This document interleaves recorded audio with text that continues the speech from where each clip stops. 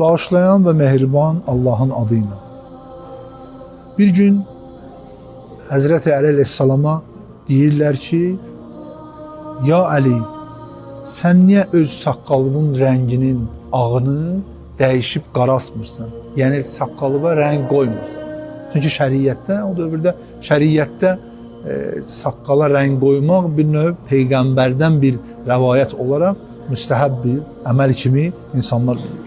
Əli əleyhissalam cavabında buyurur ki, rəng zinət və gözəllikdir.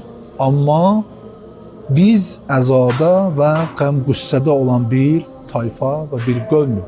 Yəni Əli əleyhissalam işarə eləyir bu məsələyə ki, Həzrəti Zəhra sallallahu əleyhanın müsibəti Əli əleyhissalamın ömrünün axırına qədər onun üçün ağır bir müsibət idi ki, Əli əleyhissalam hətta saqqalına belə həna qoymağa özünə rəva bilmirdi.